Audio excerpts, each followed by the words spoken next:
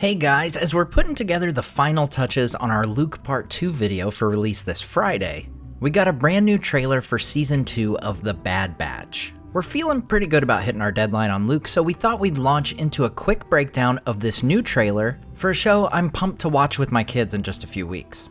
As our trailer opens, we see the Bad Batch in their new orange-accented armor, being chased by large crab-like creatures. It's unknown if this island world is where the Bad Batch is residing, or perhaps more likely, this is a planet where they're on a new mission. Tech swoops in to evacuate the rest of the squad in the crew's modified Omicron attack shuttle, the Marauder. We see Omega sporting the humble beginnings of her own armor, as well as still sporting her energy bow obtained from Ord Mantell in Season 1.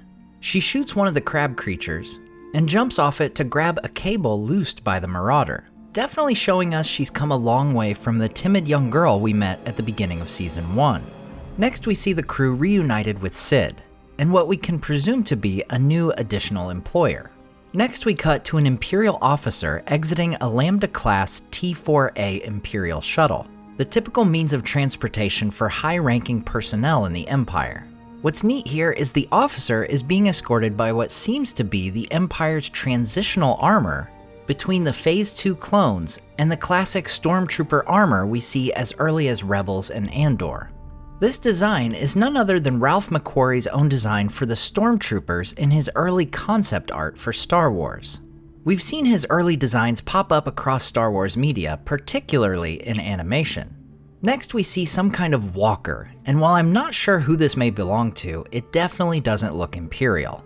We see the Batch on what appears to be the bridge of a Venator-class Star Destroyer, which you'll remember as the capital ships of the Republic. As to what the heist is for that Sid mentions, we'll have to wait and see. Notably in this next shot, Omega's hair has grown considerably, leading us to believe that it's been at least a period of months since we last saw the team, if not more. We cut away from the squad to see a grayed-out Commander Cody, along with Crosshair in front of what is known as the First Battle Memorial. First appearing in Clone Wars, this is a memorial to the fallen clone troopers in the first battle of the war on Geonosis. Written in Arabesh, the memorial contains the name of each clone that died during the conflict, very reminiscent of the Vietnam Memorial in our own world. This memorial is located on Coruscant, in front of the Military Operations Center.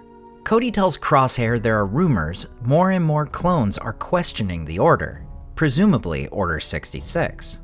To which Crosshair responds, then they are traitors, like the Jedi. Needless to say, Crosshair is still in full-on hardcore Imperial mode. We get a back-to-back of Crosshair firing his rifle and an armored assault tank. So perhaps we'll see Crosshair running some missions of his own, taking out remnant separatist forces. Next we see a Trandoshan using a flamethrower to burn foliage. Now knowing what we know about Trandoshans, this could be Kashyyyk, as their rivalry with the Wookiees is well known. We know that at one point before the Clone Wars cancellation, that the Bad Batch had a story arc on the planet, so it's possible we're seeing some of that story repurposed within this show.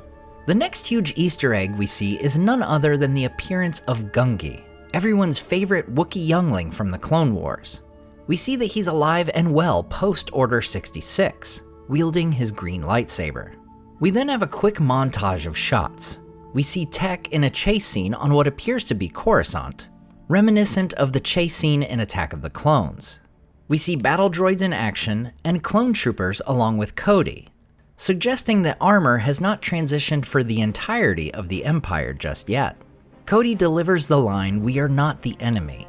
The Empire seeks to establish peace and order throughout the galaxy." We hear the line from a new character, "Peace was never an option," as we see Palpatine himself rise on his platform within the Imperial Senate, reminiscent of his proclamation of the Empire in Revenge of the Sith. To his right is Grand Vizier Mas Amida, who is most recently mentioned in Mon Mothma's arc in Andor. More quick cuts show a pensive Bail Organa, who is sure to be navigating the hostile environment of the Imperial Senate, similar to how we've seen Mon Mothma in Andor. A quick cut shows Hunter pursued by blue blaster bolts, as he looks to potentially leap out of a large window. Now you may recognize this window as being part of Dooku's office on Sereno. Not only is Sereno Dooku's homeworld, it's also the source of his Count title. Hunter says what makes them different is that they make their own choices. And the final moments reveal a hologram of Rex conversing with the Bad Batch, seeking to recruit them for another mission. I'm always pumped to see Rex pop up in, well, anything, and I'm hoping that he'll make an appearance in Ahsoka later next year. In the meantime, I'm also very curious to see what they'll do with Cody.